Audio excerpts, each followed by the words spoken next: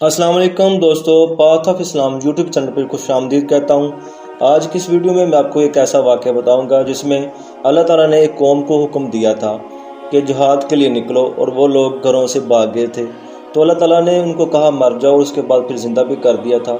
तो ये एक बहुत ही इंटरेस्टिंग वाक़या है, तो मैं आपको इसके बारे में मुकम्मल डिटेल के साथ बताता हूँ। हज़रत अब्दुल्ला बिन अब्बास रज़ी अल्लाह तआला अन्हु से रवायत है कि बनी इसराइल की एक बहुत बड़ी जमात से जब इनके पैगंबर हज़कील अलैहिस्सलाम ने यह कहा कि तुम लोग दुश्मन से जंग के लिए तैयार हो जाओ, तो वो लोग अपनी जान के खौफ से भाग खड़े हुए। जब इनको ये यकीन हो गया कि अब वो जहाद और मौत से बच गए हैं, तो वो एक महफूज वादी में जाकर छुप गए। पैगंबर मोहतरम और अल्लाह ताला की ये बात पसंद न आई और अल्लाह ताला ने इनको अब्दी नींद सला दिया। कुछ अरसा बाद जब पैगंबर का गुज़र इस जगह से हुआ जब इनको नेस्तो नबूद कर दिया गया था, तो इनको इनकी इस हालत पे देख के बहुत ज़्यादा अफसोस हुआ और उन्होंने वहीं खड़े खड़े इन लोगों के लिए दुआ की ताकि इनको और दूसरे लोगों को इन्हें देखकर इबरत हासिल हो।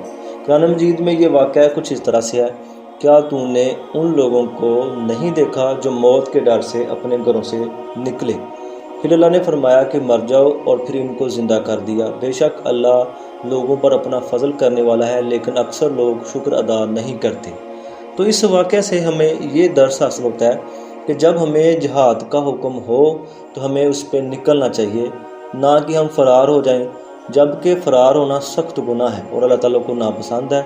मरने के बाद क़यामत के रोज़ ज़िंदा होने पर जिनको यकीन हो वो हमेशा अल्लाह ताला के तमाम अहकाम की पैरवी करते हैं, और जो भी अल्लाह ताला हुक्म देता है उसके ऊपर अमल करते हैं।